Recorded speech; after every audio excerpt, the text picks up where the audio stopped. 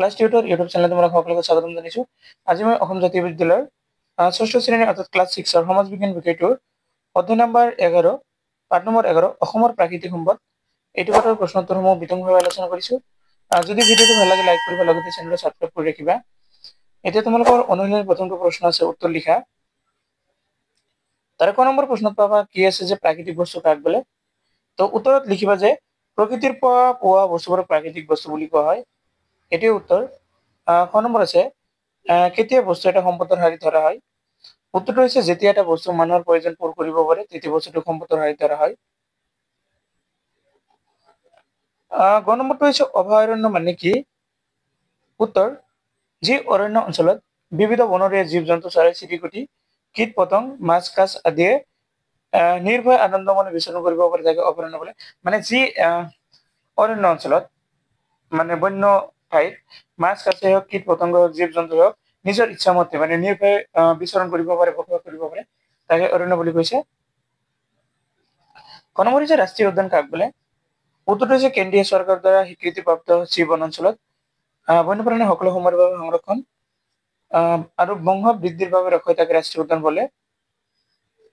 ক নম্বৰ হৈছে খনিজ সম্পদ বুলিলে কি বুজা। উত্তৰটো হৈছে পৃথিৱীৰ ভূগৰ্ভত থকা খনিবোৰৰ পৰা যিবোৰ সম্পদ পোৱা যায় তাকে খনিজ সম্পদ বোলে। 2 নম্বৰ প্ৰশ্ন আছে চমু টোকাই লিখা। তাৰ প্ৰথমটো হৈছে ক নম্বৰ মানে ভূমিকম্প ভূমি সম্পদ। ভূমি সম্পদৰ বিষয়ে চমু টোকাই লিখিব লাগিব। উত্তৰটো চোৱা পলসুৱা মাটিত প্ৰচুৰ পৰিমাণে ধান, মৰাপাট, ঘেঁহু, মাহ আদি শস্যৰ খেতি কৰা হয়। অসমত বিভিন্ন প্ৰকাৰৰ মাটি দেখিবলৈ পোৱা যায়। নৈৰ পাৰৰ মাটি বালি চুহিয়া এই মাটিৰ পৰা কিছু দূৰলৈ পলসুৱা বা সাৰুৱা মাটি দেখিবলৈ পোৱা যায়। অসমৰ বিশেষকৈ উজনি অসমৰ বেছিভাগ মাটি এঢলীয়া আৰু আমলিক হোৱাৰ বাবে চাহ খেতিৰ বাবে উপযোগী। সেইবাবে এই অঞ্চলৰ ঠায়ে ঠায়ে চাহ বাগান গঢ় লৈ উঠিছে।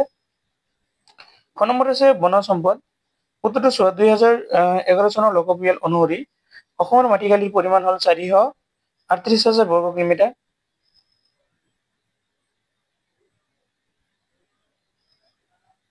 এৰেজৰ মুঠ মাটিৰ শতকৰা 26.2% বনাঞ্চল। হাবি বনৰ পৰা পোৱা সম্পদবোৰক বনজ সম্পদ বোলে।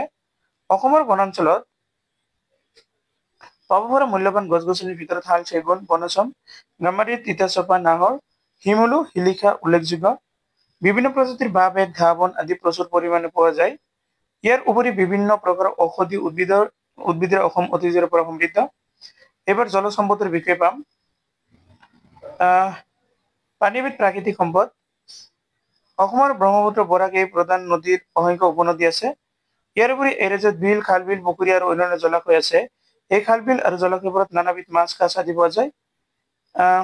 পানীৰ পৰা আহৰণ কৰিব পৰা সম্পদবোৰৰ জলজ সম্পদ বোলে। পানীৰ পৰা আহৰণ কৰা সম্পদবোৰকে জলজ সম্পদ বোলে। এইখিনি ডাবল দিয়া হৈছে, এইখিনি নালাগে। আৰু জলজ সম্পদৰ আৰু বহুতখিনি ভাগ দিয়া আছে, এইখিনি তোমালোকে পঢ়ি ল'বা। মানে মুখেৰে কৈ দিব গ'লে ভিডিঅ'টো এনে দীঘলীয়া হৈ যায়, গতিকে তোমালোকে নিজে নিজে লিখি ল'বা। আৰু আছে এইখিনি আছে জলজ সম্পদৰ বহুতখিনি, গতিকে এইখিনি নিজে নিজে লিখি ল'বা। 3 নম্বৰ প্ৰশ্ন আছে অসমৰ তেল শোধনাগাৰ থকা ঠাই কেইখনৰ নাম লিখা।